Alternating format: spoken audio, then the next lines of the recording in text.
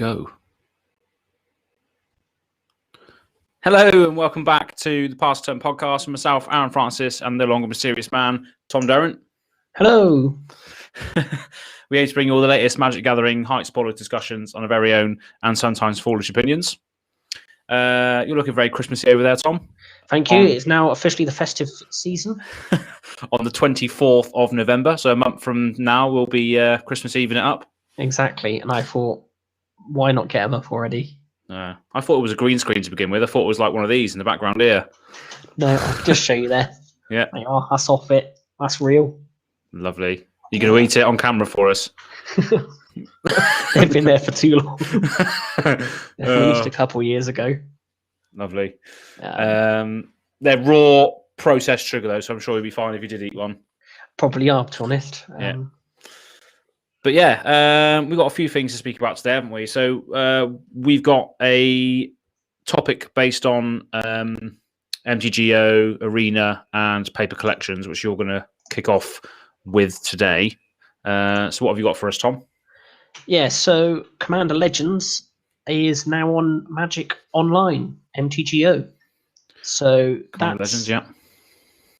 pretty big news because it's the first one they've put of these sort of quirky sets. They've never put Battle Bond on there, never put conspiracy sets on there as draftable formats. Whereas this one they have. So possibly all the future ones we might be seeing online variants being made available. Yeah. So I thought I'd just quickly get up the screen and we'll just run through what they've sort of said about it, because there's a few weird things that have happened to make this possible. Okay, yeah. So obviously first off is being able to pick 2 cards each time during the draft. So that's, they also did recently, it's like a special draft for, I can't remember what they called it, Supreme Draft, I think that's what they called it, where you got to take 2 cards every time and you didn't have to draft from the same pack as well. It was very weird. So it clearly, online, they're trying to work with how they can make draft more exciting, more things to do. And obviously now the other update is that they now have competitive 4-player leagues available. So you can go on there and just play Commander all day now in a competitive environment. And I'll talk a bit more about the competitive bit later, because luckily they've not tied it directly to wins. So we'll go over that a bit. You can also get some fun new pictures to represent yourself. I never know how you get these. Each of these can come in treasure chests in slot 4. So yeah, if you open all your treasure chests, you might get some funny little new pictures. Excellent. And also this, for those who play Magic Online, they've now added multiplayer, what they call the stops that you put in. So basically you can put it so that you end on certain players, like end steps or during their attack phase. So just so you don't miss anything, you don't miss any interactions or what have you. Yeah. It used to be that you could set yours and your opponents, but when it was multiplayer, all of your opponents had to be set the exact same. Yeah. But obviously, when you're a 4-player game, you want to stop on the player just before you use end step to make sure you get everything done you need to. But you don't really want to stop on everyone's end step because it's a bit pointless. So, and because you do what you are to a clock on Magic Online, you don't really want to have to waste time just clicking through when you know you're never going to stop on there. So yeah, that's just another good feature. It shows, I think this is all generally quite positive, because I definitely thought Magic Online was going to die as soon as Arena was getting bigger. But this seems to show they are quite willing to still invest in it, which I think is quite good. Yeah, I mean, obviously, this is I'm just literally watching and learning. This is like a Zoom call for me. I'm just watching and learning with Tom, because I don't really play any sort of online Magic apart from using your Zoom call or your spell table to play paper online. So this is all quite a first for me. So forgive my ignorance, people that are watching or what have you. But yeah, just do chime in with any questions, and Aaron. Yeah, we'll do. Yeah. Okay, I haven't actually played online for a while because of Arena, unless I was one of the converts. But seeing this coming back definitely re-sparked the thought in my head of should I be playing more online. Yeah. And how do you curate your cards from online then? What's the difference between Arena and online with regards to card creation? Okay, so yeah, online, the easiest way to do it is to go to an online site, such as the ones I use mainly are Card Hoarder and Goatbots, and literally just go on there, type in the cards you want, order it, then one of their bots will send you a little message on Magic Online, and you click it, and it just trades you all the stuff you've just bought. Nice and easy. Yeah. Whereas Magic Arena. God, there's so many names. Arena. It doesn't help when you've got Magic written on stuff around you as well. You're like, no, it's not Magic. It doesn't mean anything anymore. So no, yeah, Arena. You just have to just open packs and hope for the best.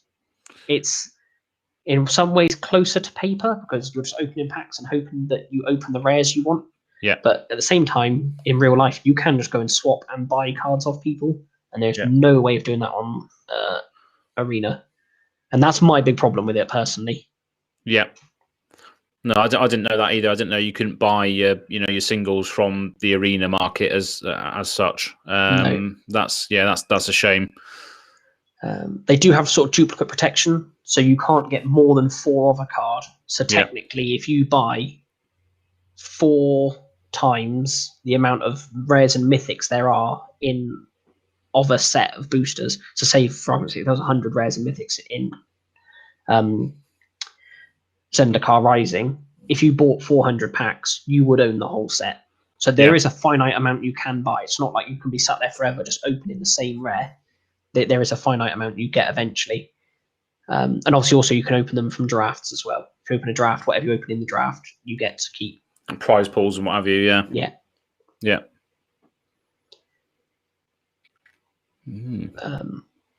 So the Commander draft, talking of drafting, on Magic Online.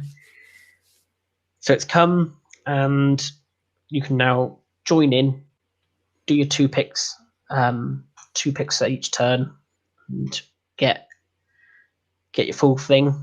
I've heard a few people saying it's very grindy. It's got the grindiness of Commander, but with none of the powerful top end spells. Right.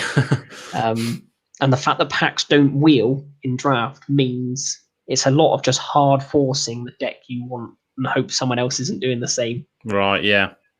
It seems to be you don't really have enough chance to see what's open, because if the person takes the 2 best blue cards out the pack, you're going to think there's no blue. But then if they change their mind, obviously it might make you change your mind. So I think I've seen a few people say you end up with just absolute piles of nonsense.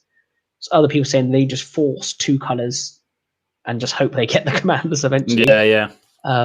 Except you can have as many prismatic pipers as you wish. So well, that's good. You can always have more of them. Yeah. Just in case. Yeah, there it is. If you want to add the prismatic piper to your deck, you just need to click Add Prismatic Piper, a button just above the commander section. So that's good. There we are.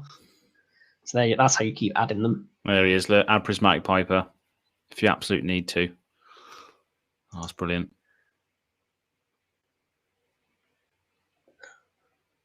And then you get a 45-minute clock to play the game. Yeah. So 4 of you, 45 minutes. But I've heard some people saying it takes hours. I don't really know how hours stacks up. I'm sure I heard someone say 3 hours, but for me, 3 45 minutes doesn't make 3 hours. Like 4 45 minutes is just 3 hours, isn't it? Yeah, that's right. 3 hours. Yeah, 2 45s, 90 minutes. Yeah. So, yeah, apparently it does go that long, and people just time out because apparently what happens is you flood the board with loads of just mediocre creatures, and no one can attack each other. Whereas in a normal environment, you just throw all these mediocre creatures into each other and whittle each other down. You can't really afford that in Commander because you know that the other 2 people will now just come and destroy you. Yeah, you're going to pay the price for doing that, aren't you? So apparently, you just fill up and someone gets a game-winning card, such as Kamal or There's a one-sided Wrath in there somewhere. I can't remember which card it is. But I don't know. I do want to give it a go personally, because obviously we've seen a lot of it. I do want to do a proper draft of it. But I do always find with these things, like, I feel like you don't get the real draft experience unless you've done it a handful of times, and you sort of want your other draft players to be on a similar level as you. I feel like if I join now today, and someone's been drafting it now for the past almost week, however long it's been on there, and they really know what's good and bad, I just feel like it's a bit unbalanced, and I don't really know what's going on. Yeah, exactly. If they've already got a feel for what's coming up, what people like to pick and what have you, it's completely different. If you're playing it with just a bunch of mates drafting out of a box, that's probably the best experience you will get. But obviously we can't do that at the moment, which is a shame. Do you reckon that's one of the reasons why they brought it onto here? Could be, couldn't it? Could be that they saw that no one is able to play in paper, and maybe they thought, let's just try and get it out as much as we can. But I feel like from the stuff I said at the beginning about they've made a lot of big overall changes to the structure of how they actually work the program to draft online. That's how the intro of this article is. So I think they've upgraded server, a recent large upgrade to our draft server. So I don't think they'd have done all that just for this sort of temporary short game. Maybe they might have squashed it forward a bit, and they've made sure it definitely happened. But I think this was already sort of in the pipeline to be done. Yeah, it's just, what are Wizards trying to do at the moment with regards to, they just acquired Spell Table. That's obviously undergoing some huge change at the moment. The fact that that's going to need a WPN account to be able to access that. We was on it last week, and there was so many issues with regards to trying to get people to connect. You're not going to have this on these sorts of platforms because you're just literally logging in with your digital cards. You don't have to have webcams streaming. You don't have to have audio devices. I'm sure there are things to facilitate these things, but you'd be wrong, Aaron. You very much overestimate them. Oh, is it? So no. it's just there is some facilities that allow you to chat to each other on this as well. Yeah. On Magic Online, there's on Arena, it's just faceless battling, isn't it? And on Arena, you can just keep spamming. Faceless. Your turn. It's like the nudge button on. Good game. Do you remember the nudge button on MSN Messenger? We used to nudge someone. That was it. That's basically all Arena's got. Yeah. God. Yeah. Funny. I don't even know where I was going with that, but I said something about Spell Table, and then this is what happens. I just go on tangents when it's not even relevant. But no, you're right. It's that's to let you play Commander online. This is to let you play Commander online. Yeah. I know obviously one's saying, you can do it with digital product or paper product. But do you need both now? I don't know, are they just trying to be nice, just to cater for everyone? But it's good that they have all of these things, but I think that you shouldn't really be putting your eggs in one basket, because if Magic was just paper, we'd be absolutely screwed right now, because there is no paper with COVID. No. So a lot of outlets to play Magic would be screwed, albeit for Spell Table and Zoom and these little solutions that we come up with to enable to sort of scratch that itch. But Arena and Mtgo have been the savior of a lot of people's lives, I guess, just to scratch that Magic itch, which is great. But I think a lot of resources are going into the whole digital thing, and I don't think Magic was supposed to be a digital game, and that's why dinosaurs like me will still not entertain the idea of playing on Mtgo or Arena, because I've got such a massive card collection. After I sold my previous one, I've now accumulated another big one. And I feel like that is the main value. The value of Magic is playing with your spell book of cards that you've accumulated, rather than like a digital representation of what your cards are. If that makes sense. Yeah, because Yeah, Arena. There's no way to cash out. Whatever you put in there, whatever time and money you put into that, there's no way of getting that back unless you can sell your account as a whole to someone. I say, oh, look, I've got a fully stocked Arena account. Do you want it? But I imagine that's probably against the terms of service, to be honest. I imagine if Wizards found out you'd done that, they'd just close the account. Yeah, I'm pretty sure it's meant to be like a personal thing. It's not to be shared and sold, I imagine. And then that goes into really what is the value of your digital accounts. Yeah. Really, I know there is some form of value in physical cards, that you can hold in your hand. Albeit this is just spring to mind, which is absolute garbage. Yeah. So yeah, where does the value come from digital? That's one of the things that again doesn't make me want to spend money on digitals because I don't know where the value is in it. It's more of like a convenience product, isn't it? Really, like playing without having to shuffle the deck, without having to do this, without having to have people there or all that sort of thing. Again, I'm tangenting. Save me. Well, I was going to say, sort of Magic Online, you can sell out of. Okay, yeah. Again, those same websites I sort of mentioned earlier, most of them let you sell everything back to them as well. Obviously, slightly less. Yeah. But it's something I do find an advantage to Magic Online is you can buy and sell cards the same as paper, right? But it's so much easier. You don't have any shipping costs ever. You don't ever have delays. That's true. Nothing ever gets lost either. And the Commander, you can own just one Sol Ring on Magic Online, and it will function in every deck wonderfully. If you have just one in paper, you have to keep shuffling that one backwards and forwards between all your decks. Yeah, that's true. And I've only just started doing this, but with a handful of decks, and I've already ruined all of them. Yeah. So I will have to start again. No, and I've just noticed on the chat there, Josh Dunn, co-host of... yeah, who's Josh Dunn? Co-host of Pass the Turn, has said Pass the Turn draft series. I don't know what the 3 hours yo was about. I think that's just when I said about a draft can take 3 hours on Magic Online. I see. But he does this. He has multiple decks that he has, but he has one version of each card that he then just splices into different decks that he's playing, just to save money, just to save the fact that you don't need 4 of each card, especially in Commander.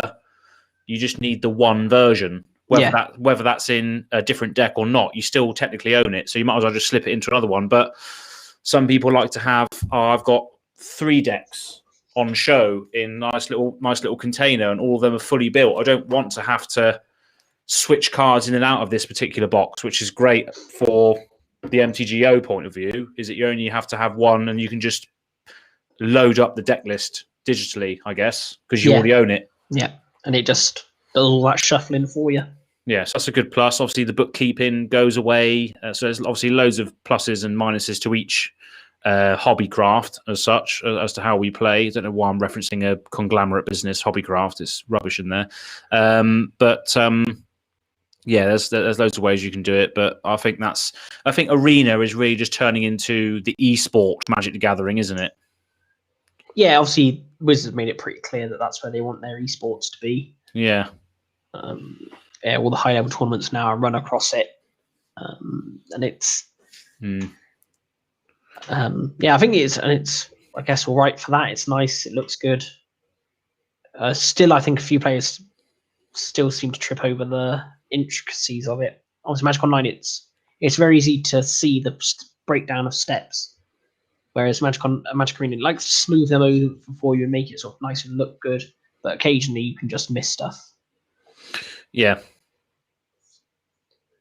Yeah, I mean, you don't get that physical interaction. I mean, are they doing all of they're doing most of their like competitive events now on the computer, aren't they, as well? Yeah, everything is now, obviously because of COVID, it has to be. It has to be, yeah. Before that, they were really pushing it. They were trying to make all big tournaments go towards that. To be honest, for Wizards and Arena, I would say I don't think they wanted paper to be completely dead, but I think in terms of getting the high level play to just force it onto Arena, it's done exactly what they wanted it to do. Yeah. Yeah, it's a weird one. But I mean, there was an interview with Mark Rosewater and the professor from Tolarian Community College, and Mark said in that interview that paper is still the highest selling point of Magic the Gathering. I'm not sure whether that's still the case now, but I don't think there is a plan to sort of phase out the paper game. No, I don't see it. I still see paper as being their thing, because also I think it, in a weird way, differentiates them from a lot of competition. Yeah, I think in terms of their competition now, it is Hearthstone. Yeah. I don't know what other ones are there. Gwent, is that a thing? Does anyone play that? Oh, there is another one, but I can't remember what it's called. There's Eternal. I don't know if that's big either. Yeah. Professor actually mentioned one recently, Legends of Runeterra or something like that. Oh, yeah. It was like a digital card game, I think it was. But yeah, Hearthstone. Yeah, there's all sorts of different little ones, isn't there? What I'm saying is, none of them have a paper counterpart. No. So although they may be better digital games, that's all they are. Whereas Wizards does have Magic and its ability to be paper, and it's the novelty that comes with that, the nostalgia that comes with that. Yeah. But I saw something recently, and it was an advertisement on Facebook, actually, and it said, now available at your local game store, Commander Legends. Game is a fucking video game shop, and it's selling Magic the Gathering products. I obviously used to go to Game for, like, PlayStation 2 games back in the day. Used to scour the pre-owned section. Never used to buy brand new because I couldn't afford it. This game is what he's on about. This game, yeah. The actual. There we go. Look, across the top: PlayStation, Xbox, Nintendo, PC, merch, tech, pre-owned, accessories, Magic the Gathering. Merch. Why is it in merch? Because it's a merch product. There's quite a lot on there. $22.99. What's the prices like on there? $22.99 for a collector booster. Legends. Commander Legends collector booster. They're even doing Planeswalker decks on there. Yeah, but they're all in the interest. That's where you do want to sell them. If I was WotC, that's where I'd be throwing them. That's big shops like this. Yeah. Because that's where people, they're in there to buy a video game and they see this and go, oh, that's quite fun, I'll pick that up while I'm there. Yeah. And then when they get hooked and they're loving life, then they go down to their local game store, not games in this game, other game, as in the Gaming Den or Level Up Gaming or Mystic Games, Atlantic Games. Tabletop Republic, all of the people that have been on the past Turn Versus series, of course. Any of them. Yeah. To go and buy these other products. So do you reckon that? Do you think this is a good thing or a bad thing? I think what I do think is good is, like I said, selling the sort of beginner products there. Yeah. To get people in. Yeah. To get people initially hooked. Let them see what Magic is. Mm-hmm. But yeah, I don't like the Wizards are so keen to sort of undercut low GSs, because I think it's much worse in America, because in America they seem to also sell it at like supermarkets, Walmart and stuff. Walmart and Target, whereas here I don't think I've ever seen them just like in Tesco when I'm browsing. Or I've seen Pokemon products in like Tesco and Asda. But Pokemon is, I don't know, there's a lot more kids that just manic for Pokemon and they'll just buy anything with it on. Yeah, there's like TV shows that accompany it and stuff, isn't there, and other media outlets, whereas Magic is just a card game still, really. And that's the only way you can really be introduced to it, is by going down to a local game store, not a game store. This is probably going to get confusing. But your LGS, let's say, that's where you'd figure out Magic. Or if someone had a EDH deck or a modern deck and just said, "Oh, do you want to play this card game? Teach me on the kitchen table." That's where you would find out how to. That's where Josh learned how to play. Was I had a few weird cards, and we got the Koth versus Venser starter decks back in 2011, I think it was. That's smashing. Koth versus Venser, that's about when I quit the first time. Was it? Yeah. Yeah. Because we just had all the Eldrazi from Innistrad, not Innistrad, Zendikar. Yeah. Then we had all the Phyrexians on Mirrodin, and I was like, I'm just bummed out of these annoying, like evil things that are just, and they were just a nuisance to play against all the time. When I was playing my jank decks, both of them just had horrible mechanics that just like, cool, I'm really just not having fun now. Just like godlike beings, like alien beings, yeah. So I quit. Annoyingly, since they did like a very long period where they did not visit Phyrexia or Eldrazi at all. Yeah. And it all looked quite exciting what's going on. I don't know how good the actual gameplay was, but also the sets and stuff. And I sort of rejoined in Tarkia, and that was when they thought, oh, we're going to sort of ramp back up to this weird Eldrazi coming back situation. Oh, bloody hell. Oh, here we go again, yeah. Yeah. But I'm not quitting this time. They can't force me out. No. Emrakul's dead. Emrakul's dead. She's in the moon. She's in the moon still, yeah. Went off on a lore tangent there, didn't we? Well, history lesson almost there. Yes, it's nice. It just lets people know where we're at. Exactly. So seeing Magic Gathering in game stores, that's yes. But also a bit of good. Hopefully encourage a few new players. Awareness and marketing good. You know, so it gets people looking at it, wondering what it is, maybe Googling it, and then thinking, oh yeah, I'm going to go down to the game shop because they stock more of it, or you know, maybe they want a more expertise or a better view into it. But I guess they wouldn't know, would they, that the local game stores really care about it? Or no, I don't know. I think Wizards does an all right job of pointing you towards LGSs if you go to their website. Yeah, I think if you're a bit unsure, I think it's like where to play, the Play Network, and it sort of points you to your nearest like real LGS. Yeah. That's the WPN store locator, isn't it? That thing you can use, yeah. But I think also underneath is a massive banner that just says buy it on Amazon. So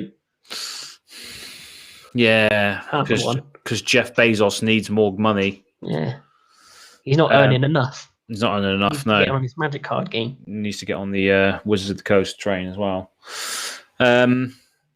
So yeah, that was a huge tangent. Don't even know where he was going with that. I just thought of it because I saw it on Facebook and I was like, "Is this a good thing?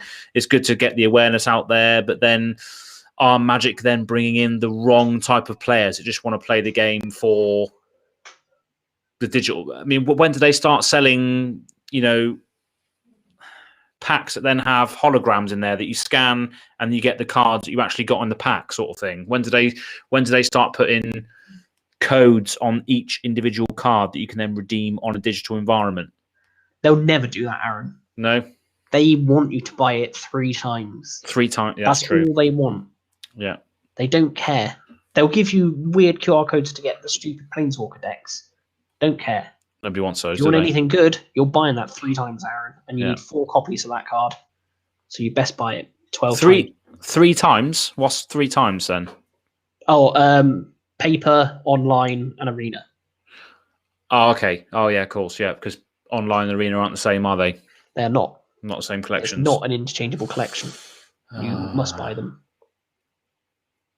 So that's another thing we want to sort of get into is the value of each product, really, because obviously paper cards will sort of hold their value because they are a physical product, aren't they? Whereas digital and MTG Online, Arena aren't digital. Well, they're not physical products, are they? They're just a projection of an image based on a card that's actually real. So where does that value go? Let's just say if Magic decided to pack up tomorrow, what happens then to all your collections? Yeah, because that's one of the arguments you hear. Well, particularly when Arena came out, everyone said, well, Magic Online will die. Yeah. And that'll all be worthless, and everything we've all built up all the time is for nothing. That hasn't quite happened yet, probably quite luckily. Yeah. But then, what happens if paper just dies? If they stop just making the cards tomorrow, is it the same situation? Just why does anything then hold value? What's the point in anything? Yeah, I mean, I think a lot of the value to paper, at least, is the fact that it's been printed and there's a reserve list, and you kind of know that these cards aren't going to be printed ever again, and therefore there is a memorabilia attached to it. The whole sort of memorabilia, historic sort of aspect to the card, and the preservation of that memory almost is probably where the value lies in it. If it was just to collapse, you probably would see all the paper change as well. Oh, there's a good example. A good example of this is Gaia's Cradle. Yeah. Obviously on the reserves list. If you want a tournament legal version, it's going to cost you at least $665 apparently. Yeah. Or you can buy a Magic Online promo reprint for only $11.77. Yeah, so what is the disparity there? There's a $650, $640 difference between the online promo version and the physical version. So what is the differential there? Is that literally because the piece of paper is never going to be printed ever again? Yeah, I guess so. Because, yeah, look at that. Look at the difference. The value of the actual card in a game form is $11. If you were just simply to play the game version, just to get the effect of the card, they're saying it's effectively $11.77 for that effect in the grand scheme of things, whereas the piece of paper itself that it's written on is £665, while dollars were. So they're saying that the only reason why it's that price, £650 of that price, is the fact that it's just an old card that you won't see ever again being printed from a printer. And the $11.77 is the actual mechanic as a game. That's quite a good way of thinking about it, to be honest. I hadn't really ever thought of it like that. Yeah.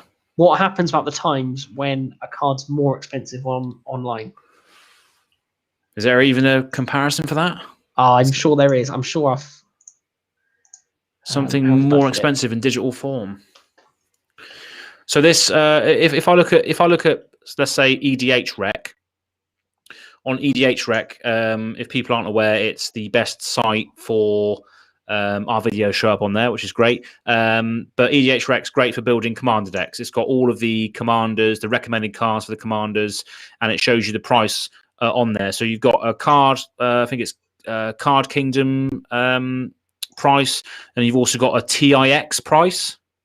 So that's Magic Online called Card Hoarder. Yeah. So that's where you can get the card. Like Card Hoarder. Right. If they want to sponsor us, I'm all on board for that. Oh yeah, you can definitely be the advocate of the online stuff. I will go back to playing online if they sponsor us. I'll say that now. Yeah. That sounds good. Definitely get that in there. Definitely. We're happy to have anything, really, aren't we? To be honest, at this point, Aaron, absolutely, I'll take Timpson sponsoring us. Yeah. Do you know what? I've just looked at it. Negan, the cold-blooded, is 32 on 0.32 on ticks. So what's that like? What's that price of that? 0.32. So basically, one ticks is $1. Right. Which is about 75 pence.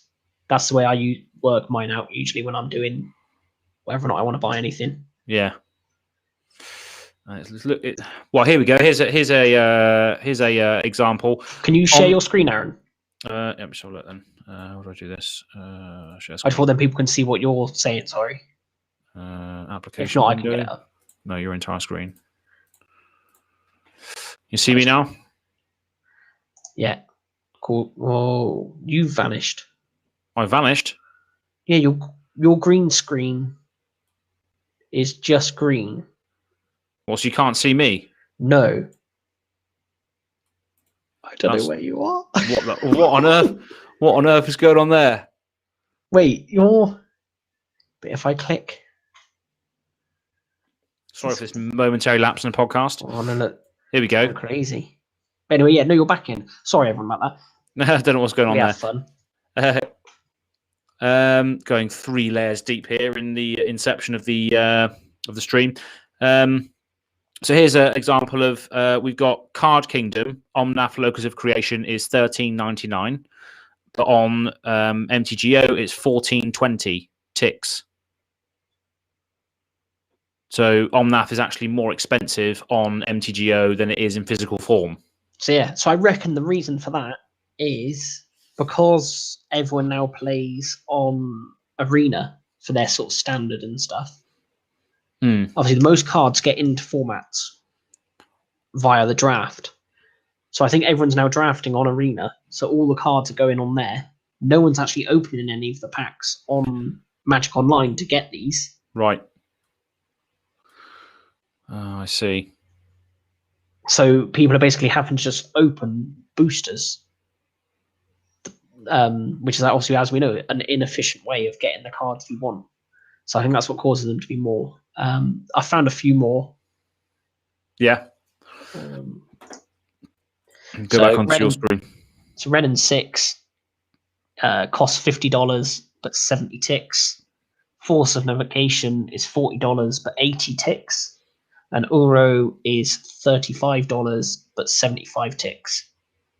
I don't really know how. I don't really know how to find better examples of this, but it can happen with these sort of big chase cards.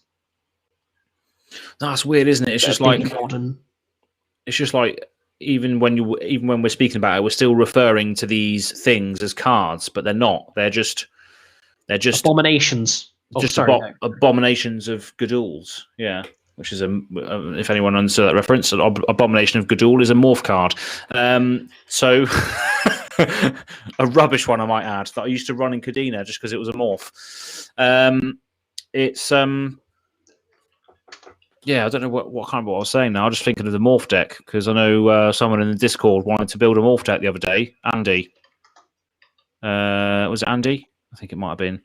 Do you want to drop the Discord link in the... Good idea. Join our Discord. Yeah, join our Discord. Hope that link still works. Actually, no, it doesn't. It doesn't.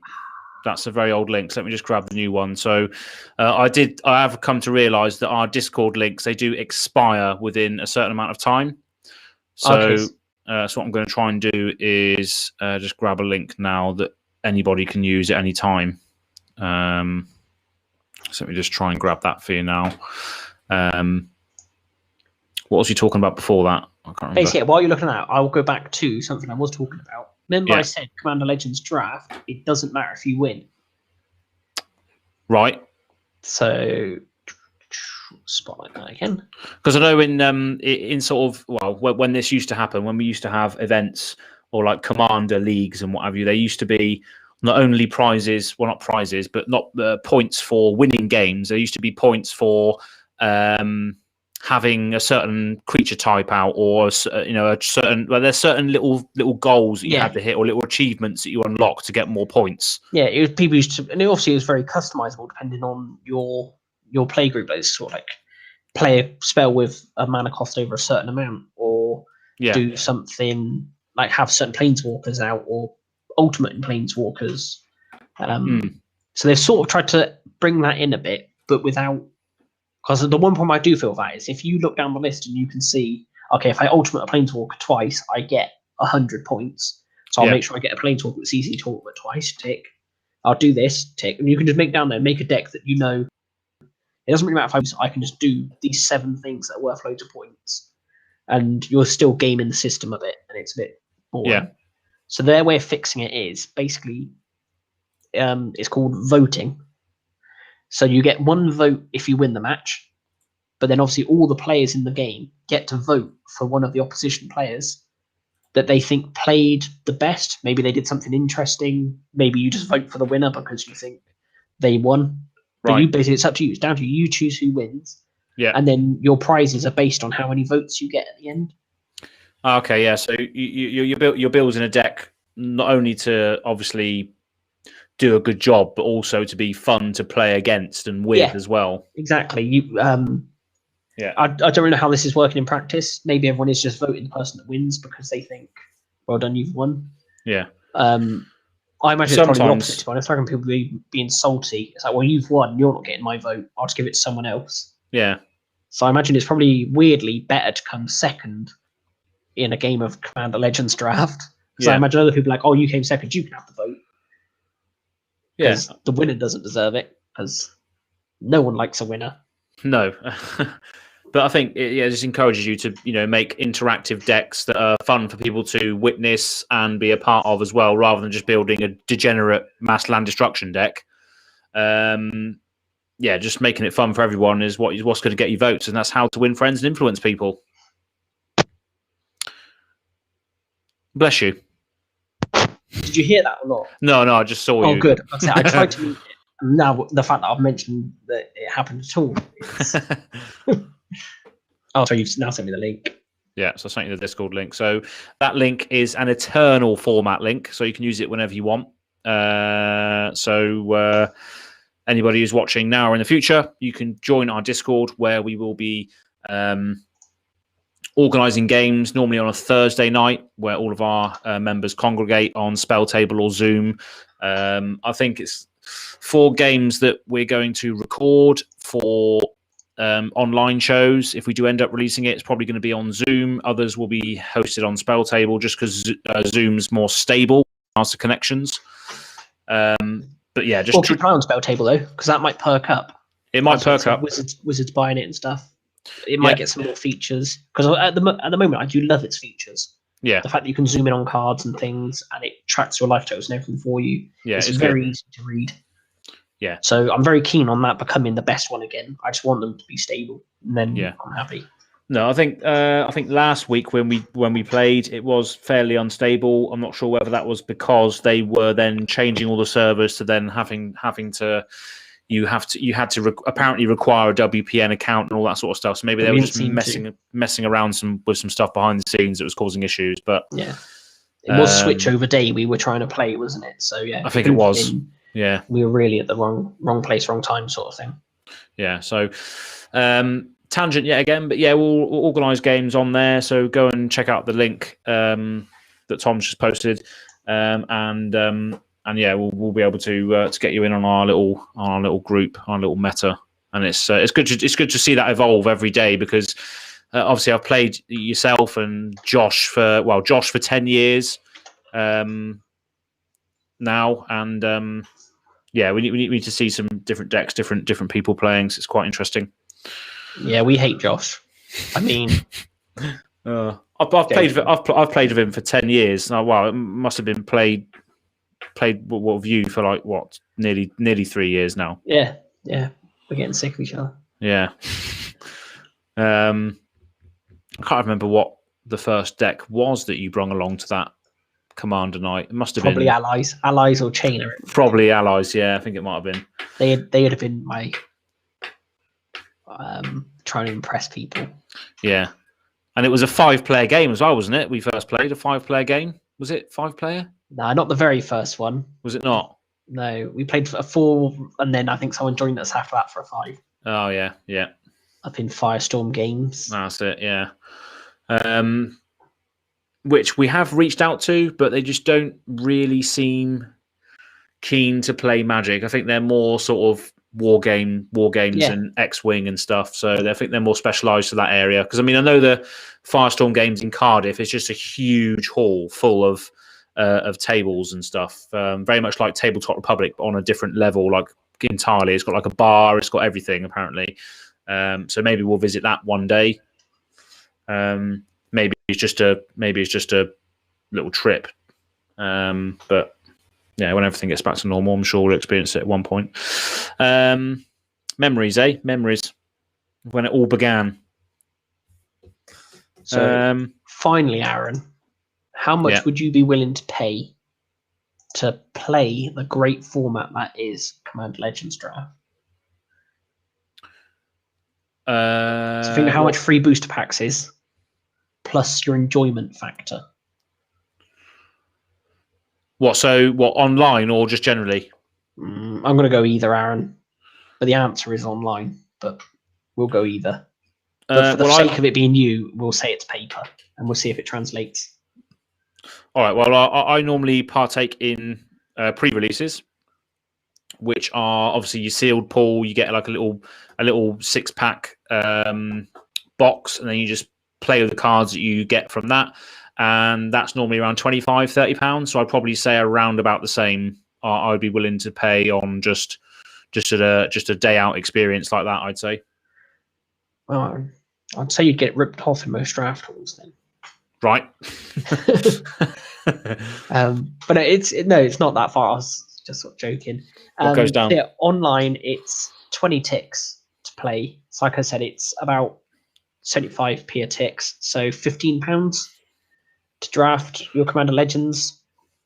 And that gets you, obviously, the draft experience, 3 4-player games, which apparently last 3 hours. So all in all, this is going to take you a good weekend's worth of game time for £15.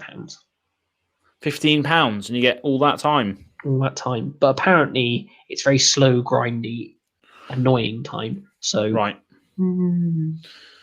Yeah, well, you win some, you lose some, don't you? I think it sounds like a great format for me, and if anything, it's made me want to play more.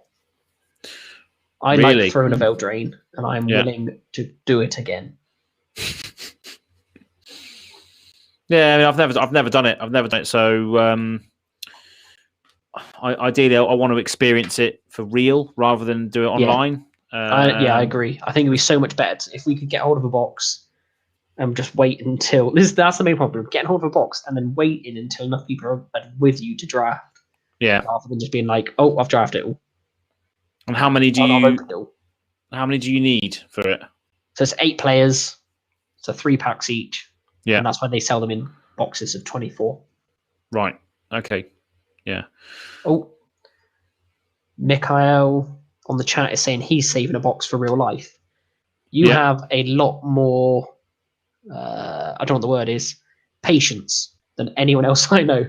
Everyone else I know is like, I would, but I've actually just accidentally opened all 24 packs. And no, that is exactly what I would do. If I bought a box, I wouldn't be able to wait to draft it with someone. I just want to open it all myself and then just say I drafted it with myself.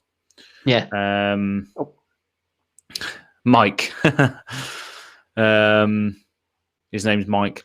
I'd say I was close enough with Mikhail. I think so, yeah. But sorry about that, Mike. But yeah, it's a difficult one, isn't it? Holding onto a box, just sat in the room, not being able to open it, having to wait is a tough thing. So especially if you got a collector's version as well, stuff that's extra value. Yeah. But yeah, I'm sure we'll do it at some point. But yeah, what else we got? So next up, I think, did you have a couple sort of budget? Like I said, we were talking there a bit about the fact you might have to own 3 versions of everything now, and it's all gets a bit expensive trying to play Commander. And I think you had a few budget ideas and alternatives. Yeah, I mean, I just wanted to really just go into, because obviously we're doing a series soon called Jankstis League. So Jankstis League is obviously a play on Justice League, which is the Zack Snyder version is coming out next year, and I'm very, very looking forward to that. But yeah, Jankstis League is just going to be $50 or $50 because it's MTG Goldfish using as our referencing, aren't we? MTG Goldfish. It's going to be $50 of decks that we're just going to play against each other online. Are going to be staples in most EGH decks, but we won't be able to play with because they're going to cost too much of our budget. I just thought I'd get your thoughts on what you thought were good alternatives or good sort of options to put in budget decks, really. Yeah. Here's my first budget selection. Yeah. For anyone running mono green. Well, not even mono green. Anyone that's running green within their colours. Hex Drinker, Aaron's favourite budget card. Running hot at $8 or it's quite low here. I'm sure your one on Goldfish, it tells you that's going to be $8 of your deck gone. No, yeah, Hex Drinker is definitely the most expensive card in this deck. So this is Otrami, the Mutate Commander. This is my $50 deck. You're focusing on me now. Yeah, I thought we'd see the deck. Yeah. I bought I didn't buy. I had all the collection already. So $50 went into Otrami, the ever playful Mutate deck, and that is the most expensive card in there is Hex Drinker because it is just a ridiculous Mutate target. For one single mana, he can literally just become protection from everything, which is just mental, really. But yeah, you'll come to see that later on down the line with the budget league. As Josh has just chimed in there, the budget league. You will see Josh on the budget league as well. And I've played. He's actually played the aforementioned Otrami deck. He actually played it. It's very, very oppressive in aggro 1v1 because it's just you're mutating onto hex-proof targets. They're hard to remove. The only thing you can do is board wipe them away. So maybe it might be a bit more balanced in a multiplayer game because I was just hitting Josh in the face constantly with this deck. And he was trying to keep it at bay. I digress. We're going into budget cards, weren't we? Yeah. First off, if you're still there, where can we find your articles? Mike said he's wrote some articles about this Commander Legends set, and I just wanted to know where I can read it. Yeah, that'd be good. I want to be better at it. Yeah, if you can, draw it in the comments, please, Mike. And that'd be good. Tell us some budget cards that aren't yes, hexproof. Please. Budget cards aren't hexproof. But that actually plays on a. Josh could confirm this, but I did actually have a long time ago, back when we were still playing 60 card decks. I played a hexproof deck, and basically every creature in there was hexproof, and it just rekindled my love. I think hexproof is so strong, especially in budget. That I just had to chuck some stuff in there. But yeah, so looking at budget cards now. So first of all, we're going to have a look at lands. So when you think of lands, what cards do you think an EDH deck has to have that land? It's got to have the original dual lands. Yep. For sure. They must have shock lands. Yep. Must have fetch lands. Yep. Must have Cabal's Coffers. Is that the expensive one? Cabal Coffers, yep. Strip Mine. Yep. I'd say if you haven't got them, or in Command Tower, yeah. If you haven't got them, you're probably not playing Commander, mate. You're probably playing Pauper. Yeah, definitely playing Pauper. I haven't got those on.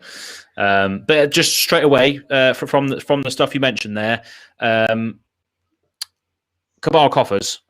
There is a extremely budget version for that, and it's called Cabal Stronghold. So it's basically exactly the same thing. But instead of tapping for 2 and adding a black for each swamp you control, you tap for 3 and add a black for each swamp you control. So it's basically a budget version of Cabal Coffers. So have you got that in front of you at all? Can you flash up screens? Yes. Sorry, I'm just trying to sort it out properly. That's right. So yeah, Cabal Coffers is a very, very expensive card. But for a budget deck, if it's mono black or got a lot of swamps in there, you can run this card, Cabal Stronghold, and it basically does exactly the same thing. There we go. Well, actually, no, euros, $1. No, US dollars, 3.36. Really? Yeah, this is pricey. Get them now. They're only going to go up. So again, they are a budget alternative, but the problem is that everyone that now can't afford the Cabal Coffers is going to buy these. Yeah, and these are going to go up. I do feel obviously these can be much more. Any mono black Commander product, they can easily just throw this in now. Oh yeah. Obviously, it's how much slower it is, though, isn't it? If you played with both, it's amazing what that one mana difference makes. To your early turns, getting things rolling. But it's still good. Still good. Late game, same card. No, exactly. Yeah, late game, same card. I run it in Villis Broker of Blood, and I haven't really missed Cabal Coffers. But if I had Cabal Coffers in there, I would definitely use it. But yeah, look at the difference. Yeah, I just thought I'd flag it up. US dollars, $64 for the Torment version, and it's an uncommon in Torment. Ridiculous. That is wild, isn't it? That it was originally an uncommon. Wild. I used to have it as well, and I got rid of it. I'm an idiot. Rookie. By the way, Mike, sure, join the Discord, and you can join the Janksters League. We are always open for guests, always inclusive. So please get on there or drop us a message through YouTube or something if you don't have Discord. And yeah, definitely. We can get you set up for sure. Join in. Yeah, we love facing just decks and stuff we've never seen before. It's awesome. Makes us better players as well because we're crap players, really. Always have been. Always have been. Always will be. So lands, obviously you made a good one there. Cabal Coffers, you can get a Cabal Stronghold for a lot less, albeit it is still creeping up there because, as you say, people can't afford this. We'll go get the other budget alternative, and in effect, the demand of that card goes up because people are more buying it. Supply dries out and what have you, all that sort of supply and demand bollocks. But yeah, shocks and fetches are another example of dual lands that will allow you to get coloured mana for your commander's colour identity. So, for instance, Wooded Foothills will crack You pay 1 life, crack it, and go get a forest or a mountain. There we are. Yeah, so these are all the Shocklands. What do you want? Do you want the fetch lands? Yeah. sorry, I got myself all confused. No, that's all right. But yeah, these are ultimately what would fetch for those shocklands that you just brung up there. So you got any of those there. Tap, pay 1 life, sacrifice it, go search live for a mountain or plains. And obviously the mountain and plains is relevant because you can search for those dual lands, the shocklands that come out that say either mountain or forest or island swamp. You can go and get any of those, which is just a fantastic way of fixing your mana. And I think me and Josh had a lot of these back in the day. I got rid of mine because I didn't really know what the value was, and I wasn't into Commander at the time. So I was just like, "What's this? Tap, sacrifice, pay 1 life, go get a forest? That's rubbish. I don't want that." And I just gave them all away. But now you can see the value of them. But there are a lot of good alternatives to these sort of cards as well, especially if you're playing in Wooburg. Then obviously it's going to be more difficult to get a more effective mana base. But if you're playing 1 or 2 colors, you can still get away with stuff like the Pain lands, like the Yavimaya Coasts, and stuff that tap to add 1 mana of either of your colors and deal 1 damage to you. They're quite good. These ones cost sort of around the $20 mark, some around $50 mark for depending on which set they originally printed in, either the Zendikar or the Khan's Tarkir ones. And what were the other ones you wanted to look at? It was they're called Pain lands. That was it, wasn't it? Let's see this one. What? So they actually? Oh wow, they do come up as Pain. That's weird. Oh wow, so some of them are quite expensive. Yeah. So but certain colours obviously not. I wonder why the other ones are. Someone can tell us. Brushland had a car waste. I've never seen those ones before, though. Brushland and Edakar Waste. So that shows Carplusion Forest, yeah. So some of them, like Caves of Koilos, Llanowar Wastes, Yavimaya Coast, have seen loads of reprints recently, which is why those Underground River, I didn't even know that existed, £7.30. But yeah, there's still a lot of them, like your Caves of Koilos, Llanowar Wastes, and Yavimaya Coast have been reprinted in Commander sets a lot recently. So hopefully we'll see more of these Pain lands come down in price as more Commander products get released, because obviously there's going to be loads of Commander products coming out with every single set now. So hopefully you might see more of these come out. Yeah. Like I say, certain colour combinations, it's an absolute steal. Yeah. Yeah, like black and white there, Caves of Koilos, brilliant. Llanowar Waste, black and green, brilliant. Like I think I run Yavimaya Coast and Llanowar Wastes in my $50 budget deck because it's just a dual land basically for Sultai. Not that Sultai needs the help, of course. They're ridiculous. You can just ramp with mana spells. Anyway. That's what makes the Pain lands even better. You don't have to ever rely on them. No, they don't do maybe 1 or 2 damage to you. So if you're playing Pain lands and you have to use them all the time to get your coloured mana, that's when it's really painful. Yeah, as the name suggests. Mm-hmm. But yeah, to just simply use them to, like I say, just fix maybe once or twice through the game. Yeah, it's great. Yeah. And Mike said he's still got his original Pain lands from Ice Age and Apocalypse. Yeah, Apocalypse, fantastic set. I remember the symbol for that. It's the little mask thing, isn't it? The Apocalypse one. And yeah, the Pain lands were prevalent in those sets back then. But if I remember seeing the Pain lands back when I was like, Apocalypse, when did that come out? 1999 or something like that, 98. And I remember seeing them when I was 8 or 9 years old, and I was like, why would I want a land that deals damage to me? Yeah. Why do I want that? Ancient Tomb, garbage. Why would I want that? Grim Monolith, rubbish. Don't want it. Yeah, as a result of that, sold the collection and just regret my life decisions ever since. But yeah, just more budget lands, and we'll move on to the next category. Even things like if you're playing 2 colors, the check lands, the ones that check for 2 or more basics. So like Smoldering Marsh, for instance, is the one that checks for if you run 2 or more basic lands. They're the ones. Well, they're these ones. The ones that you got up now, Dragon Skull, Hinterland Harbour.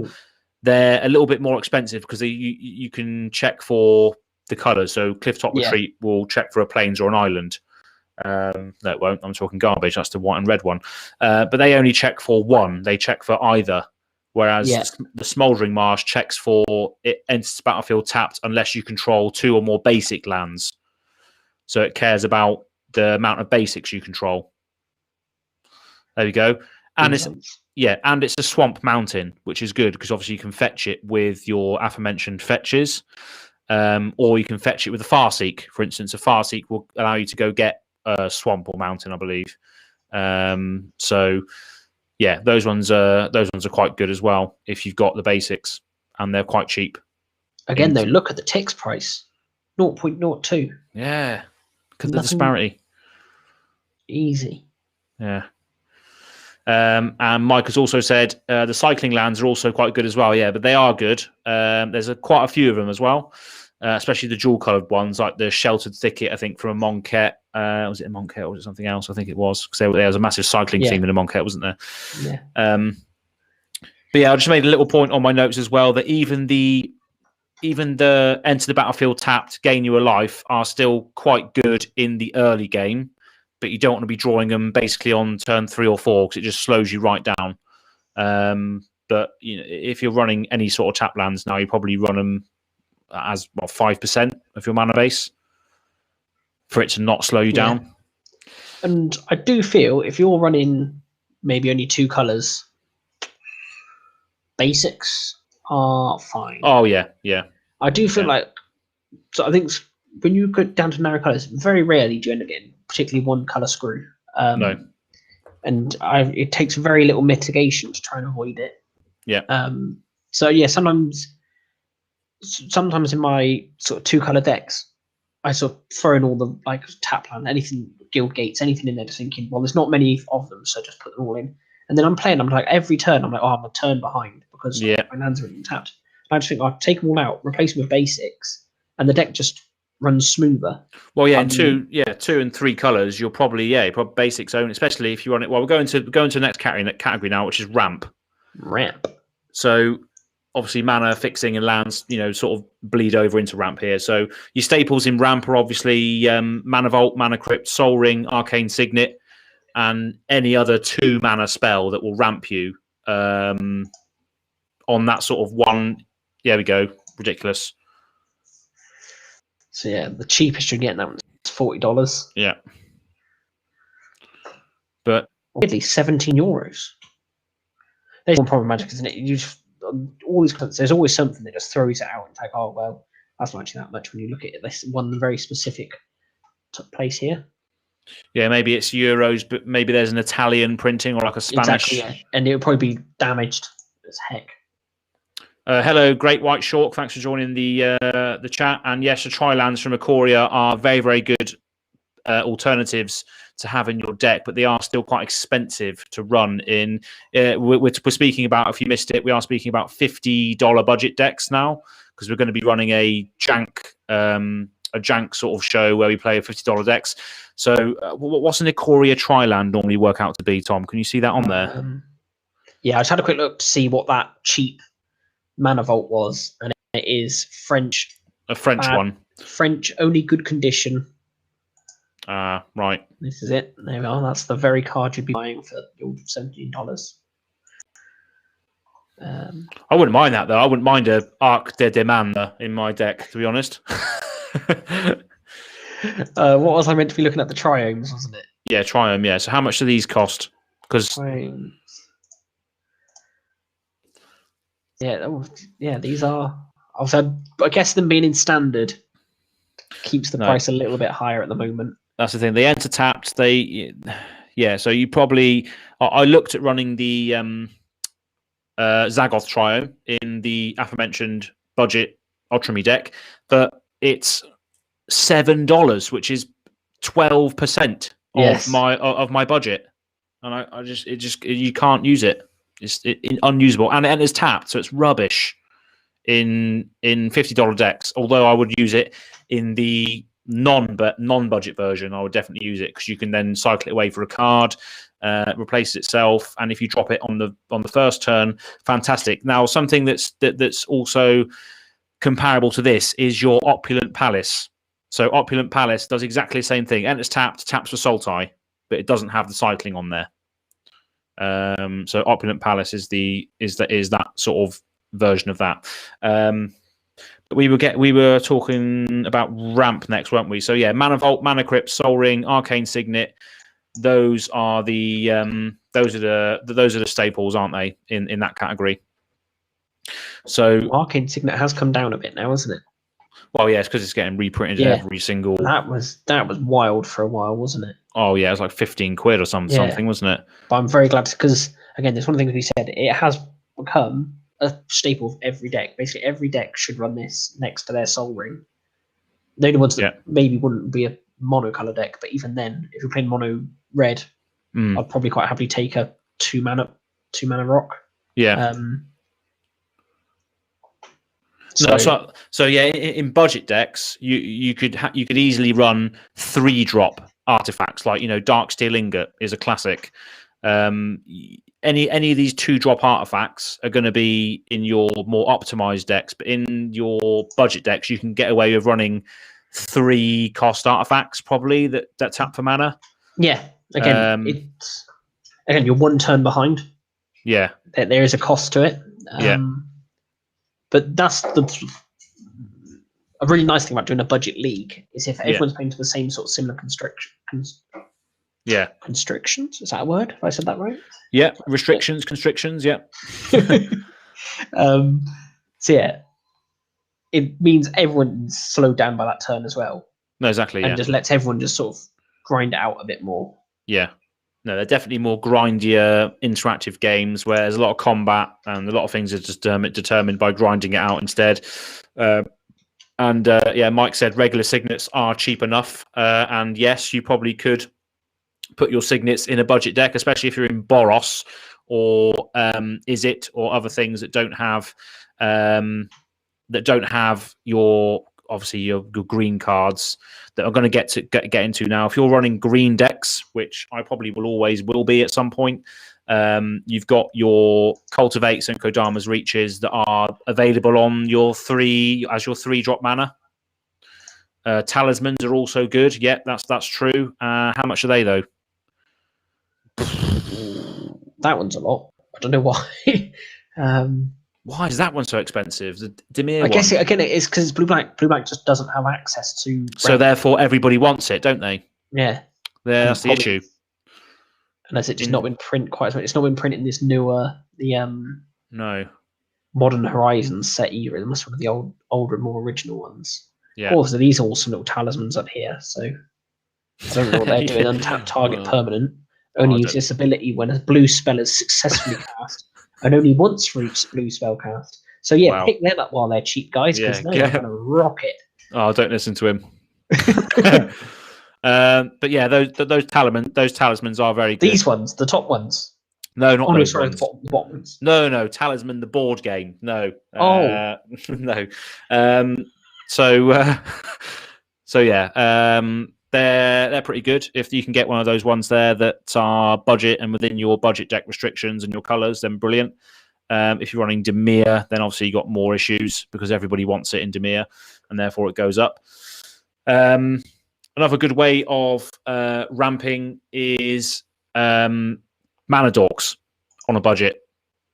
So let's have a look at blue and black Mana Dorks. You've got stuff like Bog Witch is a fantastic example of something that can ramp you in black, which is on a body. This is one of my favourites in my Ishkanar deck. Bears Bog Witch. So 1 black and 2 others for a human spell shaper. Pay a black, discard a card, add black to your mana pool. So it's basically a dark ritual on a body. And it's 21 cents. Brilliant budget card, but I don't even play it in a budget deck. I play it up. Well, Ishkanar's not a fantastic deck, but it's more optimized than most. Though it's got a few expensive cards in there, but yeah, it's pretty nice. Dark Ritual on a body. Oh, I've got more suggestions here. Lockets, Cluestones, and Keystones, and the Banners are all very good budget. Oh yeah, they're all 3 drops as well, aren't they? Yeah, I think so. That's gonna be a Drangstis League special. That is. I completely forgot about that. So yeah, Locket. 3 drops. They draw you cards as well. Yeah, that is a good thing. Once you get later in the game, you don't really care about them anymore. Yeah, they're the same. Oh, that's very true. They're they're better than the other ones, aren't they? What's the Dimir one like? Well, what's the price on the Dimir one? Dimir is 16 cents. Oh, there you go. It's the they're nice and cheap. Yeah, it's the 2-drop Dimir Orzhov ones. They're the ones that are expensive, aren't they? Back then, I think the 2-drop ones. But yeah, Josh said they're Burnt Offering.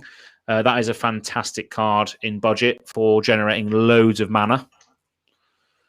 Yeah, Dimir Signet. Why is that so expensive? So I was just checking it. I was just thought, was that a weird printing? And for some reason, that's expensive. We just sort of taken one, like I said, this guild kit one was like one weird printing compared to others, but no, they're all moderately expensive for sure. But then, yeah, Zendikar Rising Commander in the Anawan Ruin Thief deck. That's obviously 99 cents there. So yeah, could still see play in a budget deck. Yeah, there's loads of stuff there you could use for. I like these key runes. Yeah, because they become creatures as well. Yeah, just a bit weird and gives you some sort of advantage. I know the one issue is most of them didn't really do enough. Except obviously the Dimir one can't be blocked, so you just keep getting 2 damage in. Flying. Oh yeah, get some damage in. Yeah, that was a staple in one of Troy's Ninja Eurocode decks. Yeah, obviously it can turn into turn into a creature that can't be blocked. So yeah, we might see a lot of these in Drangstis then. To be fair, yeah. Like I said, none of them are incredible. They're never going to be wild, but they're all just good fun, honest cards. No, exactly. You're not going to get any sort of turn 1 Soul Ring Signet 5 mana on turn 2. You're not going to get none of that nonsense in this jank league, that's for sure. It's going to be more grindy, more slow, player land pass.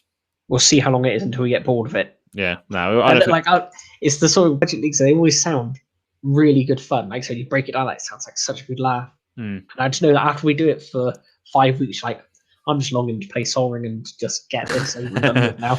Yeah. But no, I'm sure it's all going to be real good fun. That's what I mean. You have to keep your experiences fresh. You can't just play the same things over and over again, can you? That's the thing. You can't just play the same cards over and over again. You need to just dig through your collection and be like, oh, this is fun. I'll play this. It won't see play in a more optimized game or a pass turn versus episode, but we'll see how it goes in the Drangstis League. Yeah, Burnt Offering. That's a good one. So I'll read out the the Oracle text. So for a single black mana, an instant, as an additional cost to cast this spell, sacrifice a creature, add X mana of any combination of black and or red, where X is the sacrifice creature's convert mana cost. Yeah. So again, it's one time ritual, dark ritual sort of thing. But for black and red. Yeah, black and red, and potentially a lot of mana. If you, I'm trying to think of sort of certain. Basically, in my head, what I was trying to think of there, which is like real, not good player. This is what a bad player would do. Yeah. Think of a very high converter mana cost creature that you can get out early without paying its full mana cost. Something like maybe Colossal Titan. Was it called Colossal Metalwork Colossus? Was that it? I think I know the one. I thought he was on about a Demon of Death's Gate, to be honest. Oh, no. That would also work, though. Yeah. Guaranteed. So you could get this out for less, then sacrifice it, get 11 mana, use that to do something worse. That sounds like a good play in Drangstis League. That's what's going to happen. Stay tuned. So, yeah. Let us know what you're meant to do, Burnt Offering, guys, because we sure as hell don't know. How much? Yeah, only 36 cents again, that Burnt Offering. So yeah, there's a couple of cards that say as additional cost to do it, sack a creature, get some value. So those ones are going to be fairly cheap, I think, most of the time, which is quite good. And yeah, Josh did use that to good effect when he did use it in the last game. Mike agrees with digging through and spicing your deck up is the best, and I agree. just having these little leagues or these little restrictions in your meta that sort of force even more creativity. That's what Commander used to be about. It used to be about picking a random legendary creature that had a story behind it, making a deck that out of the cards that you had in your collection, just to try and fit in with the Commander's color identity. That was the whole restriction. But now that we're seeing things get printed that now reference the command zone, now reference your Commander, it's just becoming more and more power crept. And you can refer to our previous episode where we actually discussed power creep, although the audio was absolutely terrible. Yeah, don't even check it out. I don't know what happened last week. It was. Hopefully this will be better. Yeah. Hopefully this will be better. So maybe point out that Mike's suggestion of dig through time is actually a little bit costly. Maybe not the best budget option. That's a good card, though. Sorry, that's not his suggestion. That's just a comment. Sorry. Songs of the Damned. Yeah, that's a good one. And add a black for each creature in your graveyard. Yeah, that's a good one. Oh, he knows that one. Yeah, I know that one. I think you probably know every mono black spell off by heart, don't you? Probably, yeah. Any mono black spell out, and you'd know what happened. Probably, yeah. Yeah, there's a lot of information in there regarding that.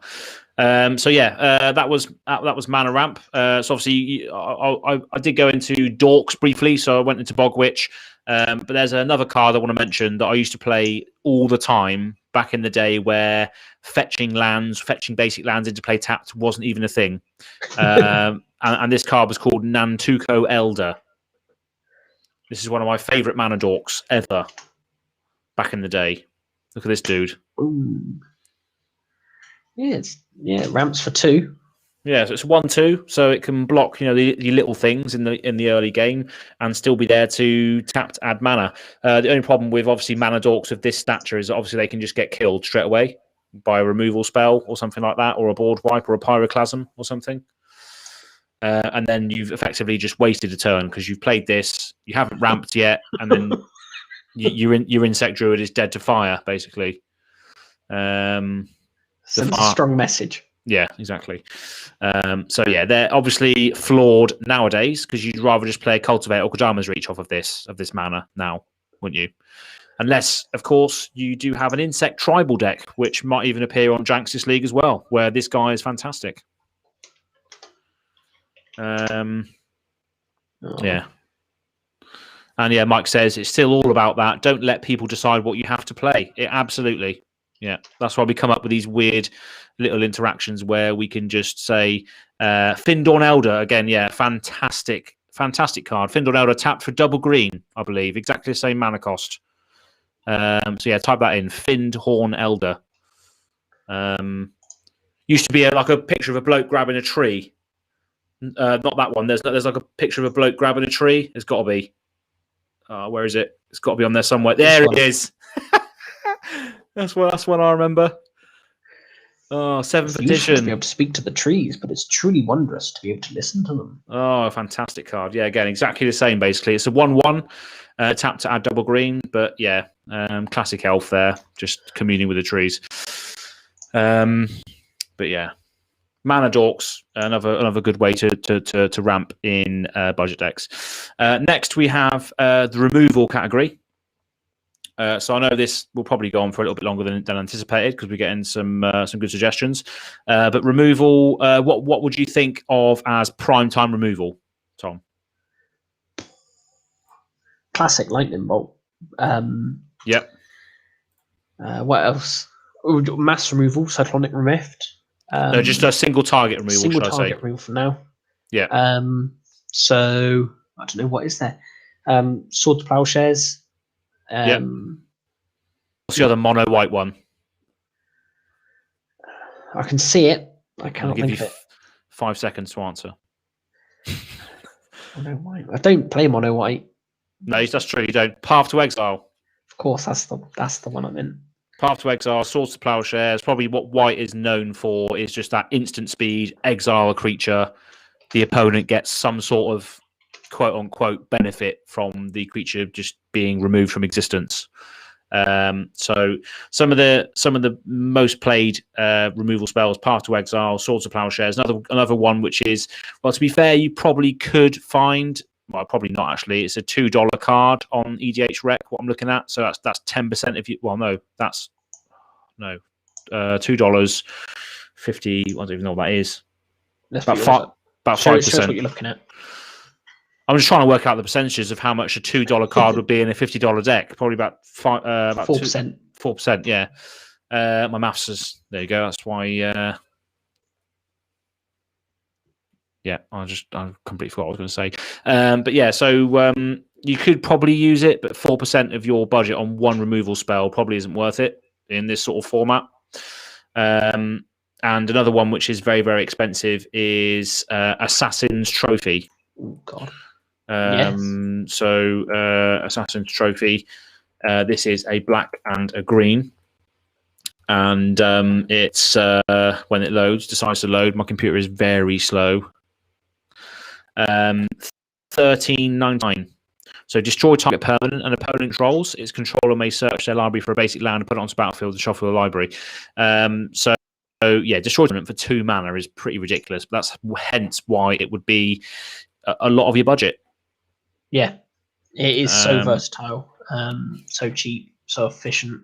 So yeah, it is. But and obviously, it's weird because efficient removal is really good 1v1, and that's obviously where the price goes up a lot because they're then played in modern standard. Yeah. Sort of like the prime example is Lightning Bolt. Lightning Bolt in a 1v1 format is a really, really powerful card.